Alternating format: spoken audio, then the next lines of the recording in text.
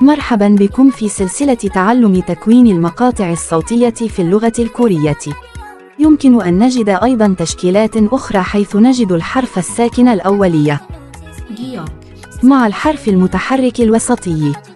아, ونجد حرفين ساكنين نهائيين 니, 기을, مثلا يشكلان معا ما يسمى